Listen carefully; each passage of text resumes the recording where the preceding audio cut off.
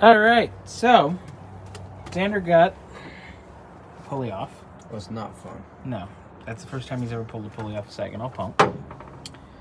So we could get the old power steering bracket off, which does not jive with what we're doing. Shock. So we got that. There's our new bracket. Our new bracket goes to the back side of our pump, which is good.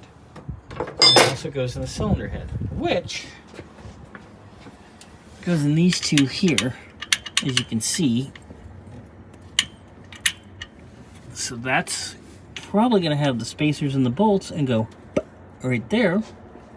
And hopefully that'll position our pump out far enough where it's not interfered with oil pressure sending unit.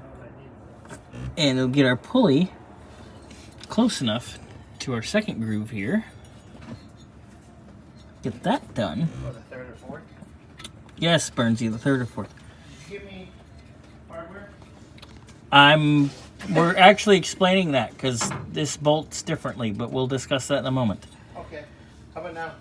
So we'll get this lined up close to this groove, and we might have to do a little spacer in and out action, but we will be there, and it'll be happy, happy, joy, joy. But there we are. All right, so Mr. Xander and I here, we have our spacers behind the compressor bracket dead on how we need them. Got that nice and square. So we got our power steering pump mounted. So we're going to put the pulley back on and see how it lines up in relation to our groove here.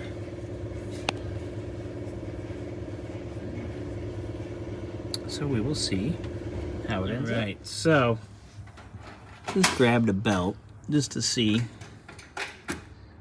This belt will actually fit once we're lined up.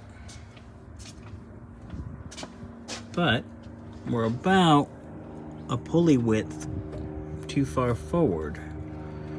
So we're gonna measure the width of the pulley and then basically cut that amount out of these two spacers. And that should get us where we need to be, plus minus a little bit. We can go from there. All right, so I measured about 685 thousandths, which is just a smidge over 5/8. So we're gonna pull these, measure 685, cut it, measure 685, cut the other one, and away we go.